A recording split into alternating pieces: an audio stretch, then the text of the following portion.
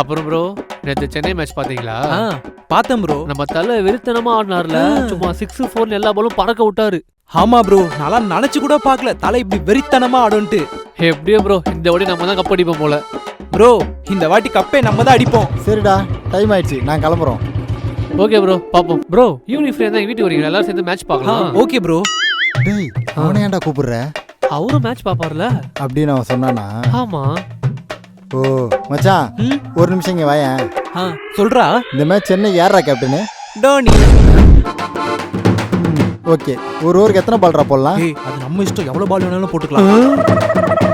கேட்டியா?